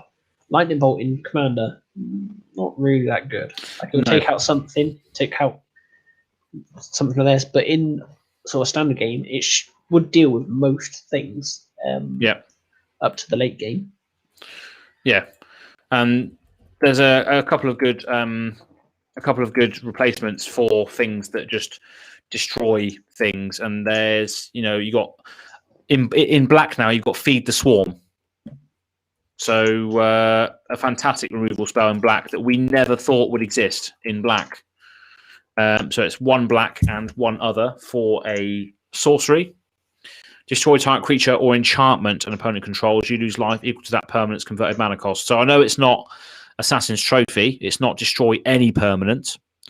But still in black, you can, same CMC, you can destroy a creature or an enchantment. You do lose a bit of life, but life is not really a big thing to lose in Commander, especially in the early game. You just want to get rid of something really pesky. But yeah, that's just another card that you can get for 41 cents as a removal spell or removal slot in your deck, in your budget deck. You've also got Putrefy, a black and green card, and that's obviously would fit in the Assassin's Trophy slot. And you've missed out the R on the Putrefy. Yeah, there it is. And yeah, exactly the same thing. It's an instant as well, so you can play it on the person's end step before your turn. And black and green and 1 destroy target artifact or creature. It can't be regenerated. So a nice little bit of removal there as well for maybe taking that Assassin's Trophy slot, because Assassin's Trophy, what's that going to hit? You're probably not going to take out unless you're an imbecile someone's land, are you? You're probably going to take out someone's artifact or well, you could probably take out the Rhystic Studies or what have you, couldn't you, with it, I guess. But again, yeah, budget alternative, Putrefy, Feed the Swarm. Like maybe murder for just killing a creature. Good old fashioned. There's been a murder. There's another one. No, yeah, there it is. Classic. Why does it show me all the different versions now? Sorry. It's fine. And there was another one I was thinking of as well. That what was it? Doomblade. Doomblade, that's the one. Yeah. Dice to Doomblade. Dice to Doomblade. There you go. Short target non-black creature. See you later. So yeah, I mean, there's loads of cards out there which you can just slam in your deck as an alternative to those high costed in monetary value removal spells. There's loads of alternatives that you can chuck in there. You can chuck in cards that put -1/-1 counters on things to get round indestructible. There's loads of ways of doing it. But you just have to find whatever best fits your deck and the synergies that you're going for that removal. Like Death Sprout. For instance, Death Sprout is black, black, and green, I think. For black, black, green, and 1, destroy target creature, go search your library for a land. Yeah, there we go. So it's like the inverse of Assassin's Trophy. You destroy a creature, cost a little bit more, but then you ramp off the back of it. So it could fill a slot as both ramp and removal. Yeah, very good. It is. How much is it? It's definitely budget. Oh yeah, 15, 18 cents. Exactly. Yeah. Lovely. Very good. So we've got loads of options in the removal slot. Obviously, you can have a look at like Pongify and other stuff in blue and other spells that do exactly the same thing. Those are going to be more expensive. Like Pongify is quite an expensive one. Cool, definitely until the Double Masters print came. Until Double Masters, $5. I guess they were slightly more before Double Masters. Yeah, but then instead you could run something like a Reality Shift, which is pretty. I'd say just as good. Well, it's not as budget though. Still a little bit less because of the reprint of Pongify. They're not that. Not as good, but yeah, very similar. Very similar. Exile type creature, manifest top card of your library. Yeah. But in mono blue, if you wanted blue removal, you can run stuff like Unsummon, and any of those cards that will return creatures to their owner's hand can also be very, very pesky. And there's loads of versions of Unsummon. There you go. There's the Unsummon classic there, or Symbol of Unsummoning, where you can return it to your hand, draw a card. So you got all those effects in blue as well if you want to run some cheap removal at instant speed. But yeah, there's loads of options for removal. So move on to board wipes next. So what do you think is the staple for board wipe? What's the first board wipe you think of when you think of destroying everything? Wrath of God, Damnation. Yeah, absolutely. So this is a lot of black and white's ballpark, isn't it? Destroying all creatures. So there's a lot of black effects that do this, a lot of white effects that do this. But yeah, look at that. Ridiculous prices for just a card that destroys all creatures that can't be regenerated. Wrath of God. Still, yeah. Yeah, that just says destroy all creatures. They can't be regenerated either. It's exactly the same. Yeah. It's just a colour shift, isn't it? Just a colour shift. Yeah. Oh, breaking William Shakespeare quote. Negan's not so bad after all. That's ridiculous, isn't it? William Shakespeare quote on a magic card. Exactly. I say it's no different, personally. Wow. If you're happy with Wrath of God being played in Magic, then you should be just as happy that Negan is in Magic. That's what I say. Yeah, that is madness, isn't it? Looking back at that William Shakespeare quote on a Portal card. Yeah, Portal. That is a rubbish set, though. In Portal, they tried to change everything about how cards are worded, all sorts like this. Put all creatures into their owners' discard piles. Yeah, that makes no sense. It's ridiculous. Like if you look at that now, it's just Look at the text now. Destroy all creatures; they can't be generated. This used to be put all creatures into their owners' discard piles. They used to be, instead of blocking, they used to be intercepting. Intercept. I've never seen that before. Yeah. So, intercept. What was it on? It was definitely on. I can't search it because it won't come up because it's not a real word anymore. Can you click on Portal as a set and see all the cards in Portal somehow? Probably where. Where's the Portal? Oh god, this is gonna go on and on, isn't it? I want to show people who are watching now or in the future. Intercept. Portal, yeah. It was such a rubbish set, really, really bad. Where is it? There we go. Look, Blessed Reversal. Only after you attack, before you declare interceptors.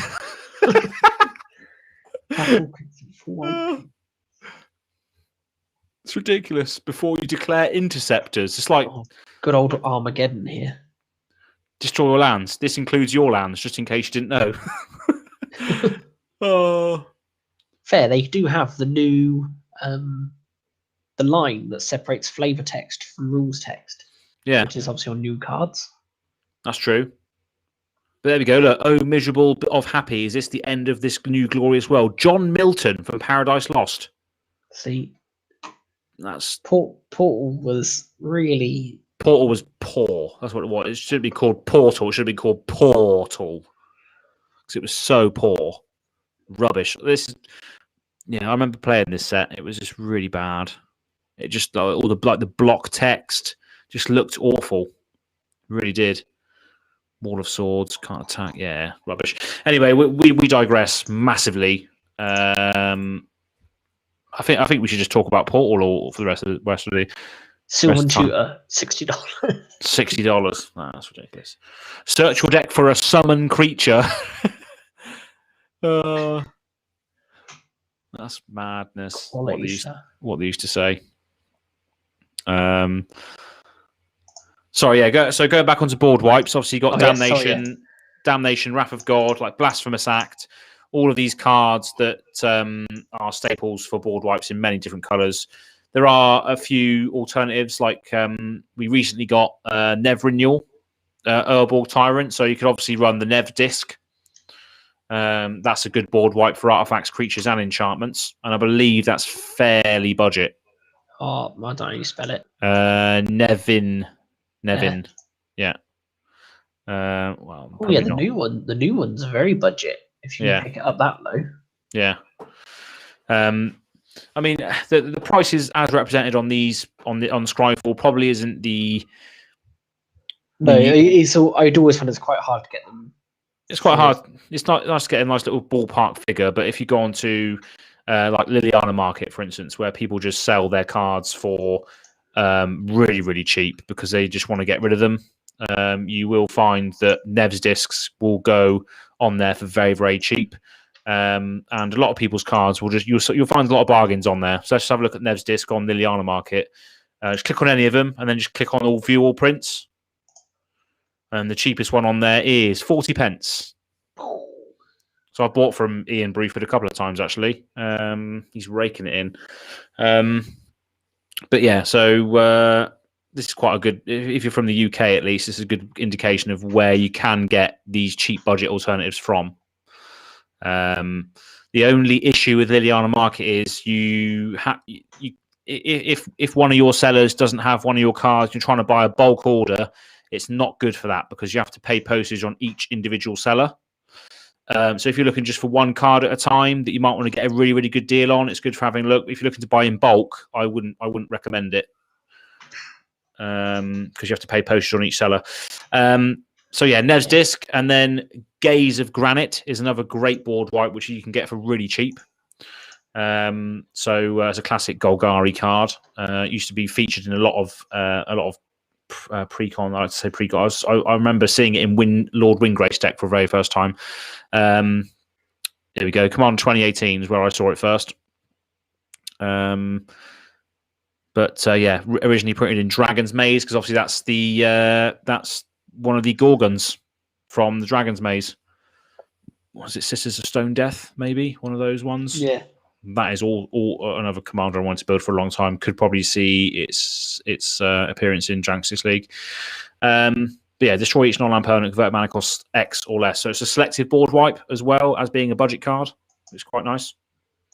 Tell you the one I like. Yeah. I have no idea if it's budget or not. It's Fumigate. It's not overly budget. No. It's still not too expensive. It's not wild. But yeah, just destroy creatures in the new game, 1 life for each creature destroyed. Yeah, I mean, it is good, yeah. So you get an upside for destroying all the creatures, don't you? Yeah, if you obviously play against big token deck, you can reap the rewards there. Yeah. And this reminds me of, I think it's the same mana cost, Terminus. Terminus, yeah. I think it's another whiteboard wipe, which is very, very unique. Terminus, Miracle one, yes. Yeah. Put them on the bottom of their library. Yeah, so put all creatures on the bottom of their owner's library. So it's a 6 mana, but then it can get round. You can get round your indestructible creatures because it just puts them where they need to be rather than tries to destroy them. Very good.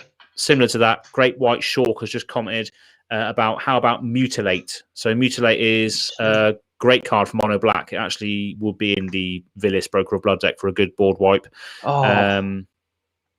Yeah, this is a good one. This. Yeah. So it's probably a little bit overcosted with regards to budget, but you could still fit it in there if you wanted to find it in there.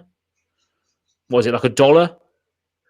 Yeah, so it's not much, is it? Well, it depends if you get the M13 version. Seems to be a bit cheaper. Yeah, you could definitely fit that in a budget deck as your board wipe alongside others. Yeah.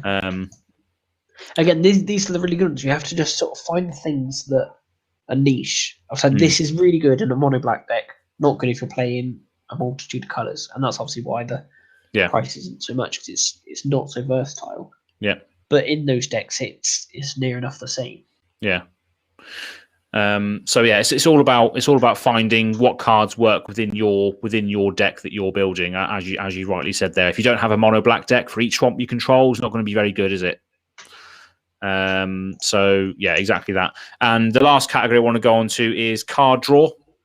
So there are other things that you could have a look into, but these are the main ones really: card draw, board wipes, removal, ramp, and lands. So card draw spells. What do you think of with regards to a big, powerful card draw spell?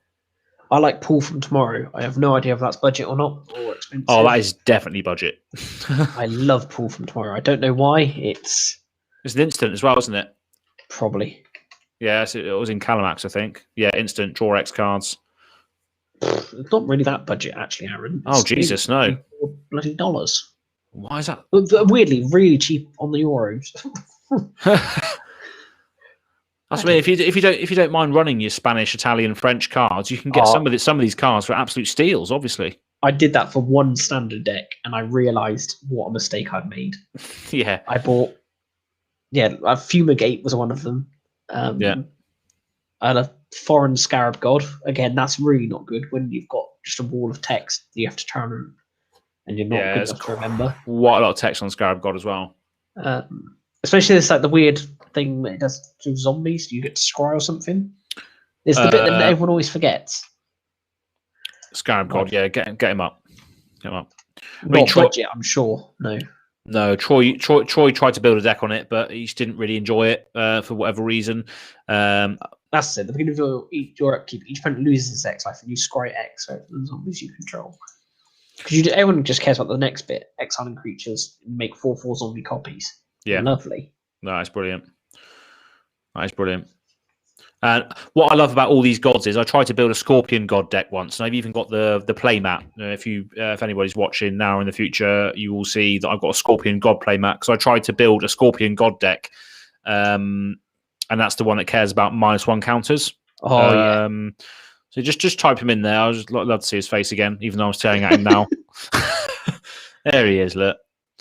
I remember when this set came out, the Amonkhet set. I went to Longleat, and they had this big exhibition thing. They had these big model insects, and as you're walking through, you can just see like over the top of one of the walls this huge scorpion tail. Right. I was like, shit, Scorpion God's here. I was like, everybody out! Get out now! It's the hour of devastation! It's going to kill us everybody all. Run! Oh, yeah. I got escorted from the park that day. Yeah, I bet you did. It's terrifying. But yeah, just a pretty cool card. What I like about all these gods as well is that when they die, you return it to your hand. That's why I wanted to build with it, because you just avoid that command attacks. Yeah, they are really good at just doing that. Yeah. If they get exiled, it's straight back to the command zone. But if they die, you just put it back into your hand, which is just brilliant. Yeah, it just stops them. Yeah, like I don't know. Most of the time your commander dies, it's because it dies, not being exiled. Anything. Exactly. But yeah, I just thought this was really, really neat. The whole idea was just like spreading all these -1/-1 counters when creatures die, drawing cards. I thought it was going to be really, really good, but I could just never get it to work. What's this? This was the best card to combat the gods. It's just counter them. Just count them as they come in. Gone. Yeah. People used to get so upset. Yeah, because they don't die; they'll just go to the discard pile, wouldn't they? Or go to the graveyard. Sorry, I'm thinking about Portal. Or if the gods weren't in the same standard as this, am I thinking of gods or something when they redid them when they came back? I don't know. Ixalan. I think they might have been. They then did some other gods, didn't they? Some weird ones. Theros ones. No, it was other ones. It was like the Scorpion God that when it died, it was like, was it Oketra and that lot? Or return it to your library further from the top or something. Yeah. Yeah. Yeah, further from the top. That's it. Yeah. Fair, they even get around exile in ones. No, that is pretty good. So you have to really sort of counter those ones. Otherwise, you're just never going to get rid of them, are you? So I can't remember which one it was. I remember I used to get gods with Hornswoggle and Tezzamok. Yeah, I think it was this one. Yeah, I think it was because Ixalan came out before War of the Spark, so I think it was this one. Yeah. Yeah. So yeah, massive tangent, but card draw. I was looking at. She's expensive. Yeah, she's expensive. Yeah, she's pretty good. Remember seeing her back in the day when we used to do War. Well, that's when all of us went to a War of the Sparks limited. Well, not limited. Pre-release. Nice. But yeah, just close this off then. So we got card draw staples. So what do you think of when you think of card draw staples? What's the one where I can force you to draw 3? What, Ancestral Recall? Ancestral Recall. Well, I don't think we've ever seen that in our play group before. That's not spelled. It's yeah, there it is. Yeah. So we are 9999.99. Oh, that's ridiculous. Apparently. Yeah. Or you can get it for a lovely £500. Is that gold bordered? Or you can get it for 2.61 ticks for Vintage Masters. Exactly. I mean, I bet you see some ridiculous play, don't you, on MTGO if you can just buy Power 9 cards for 2.61 ticks. Yeah. I bet you see some ludicrous things on there, which is probably what sort of puts me off, I guess, because all these powerful cards, you just see loads of them all the time.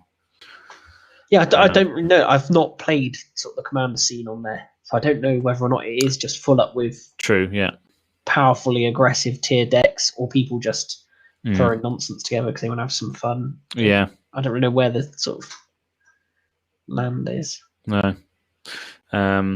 Yeah, that is definitely a ridiculous card for card draw.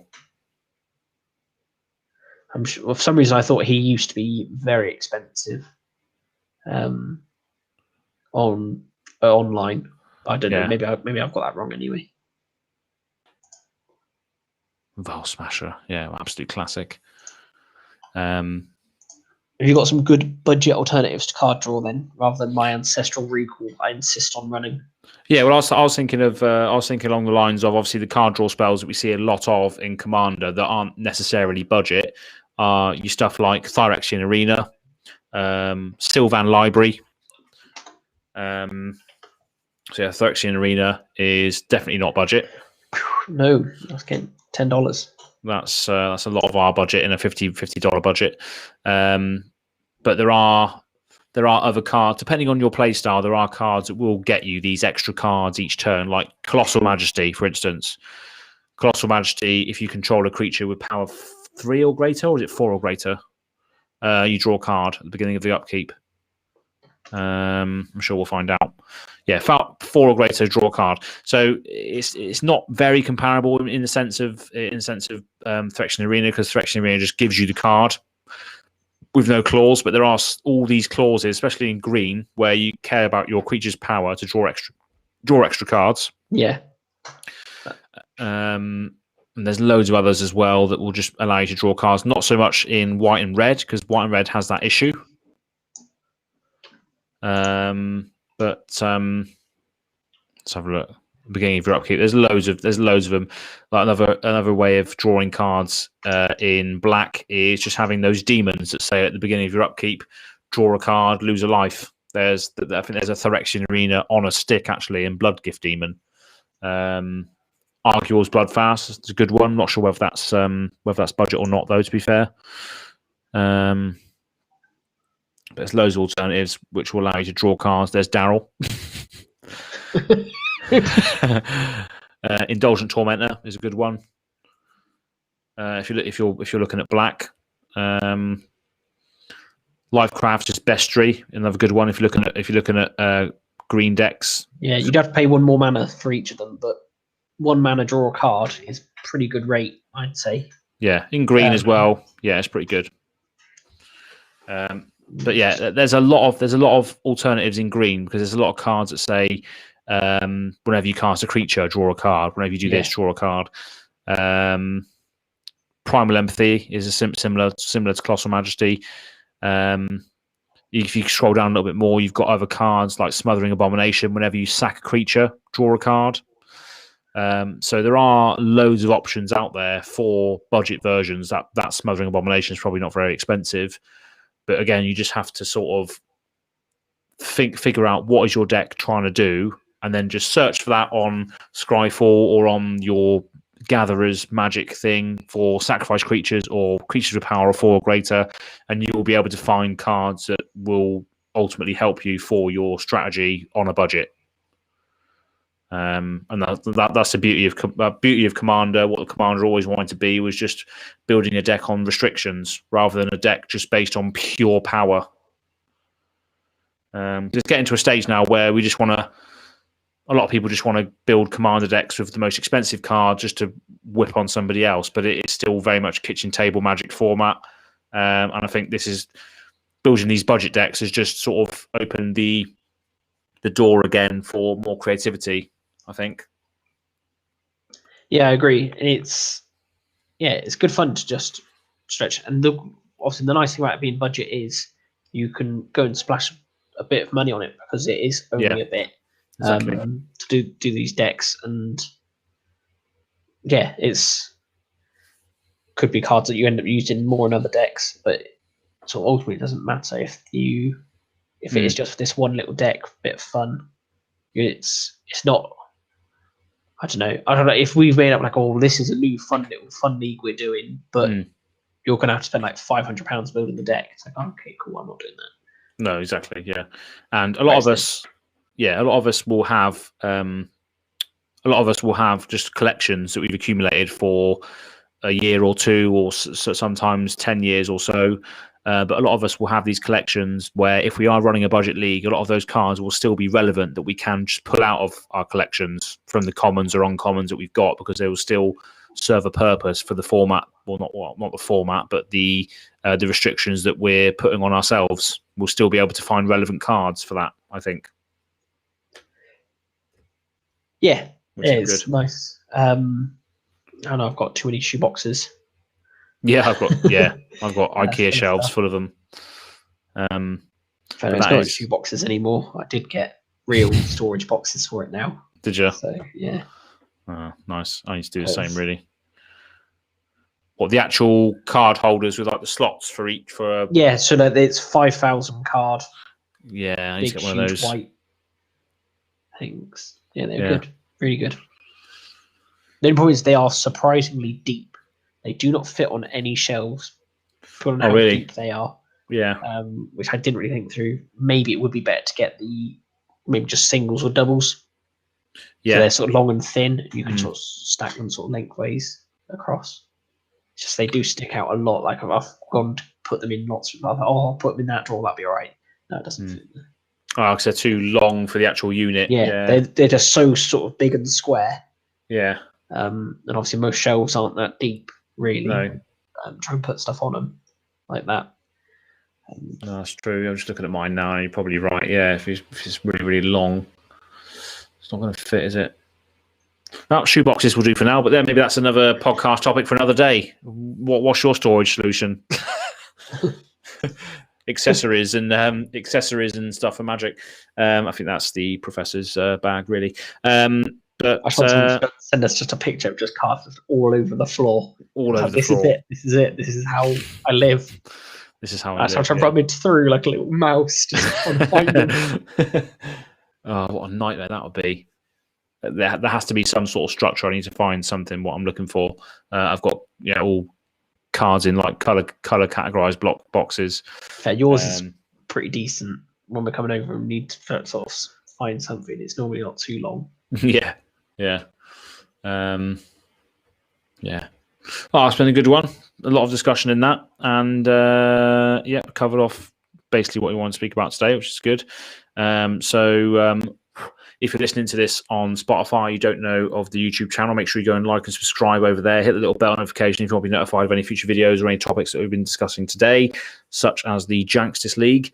You'll probably see that at some point. We still need to figure out how we're going to record it, but we'll figure that out. And where else can they find us? Where would they be listening to us now? On Spotify or Hopefully. SoundCloud. But yeah, just find us on Twitter and Instagram. Yep. Just pass the turn. Just go and follow us over there as well for updates. Yeah. And big thanks to Mike, Josh, and the Great White Shork for joining in today. Pleasure to have you around. Yeah, it's been good. And there's been a few good suggestions in there as well, so I'll have to go check those out and maybe add them to the Janksters League decks.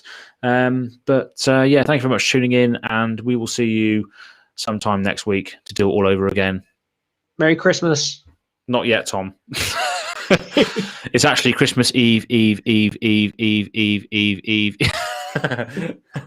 Oh, dear. It's close enough for me. Close enough. Cheers, Great White Shark.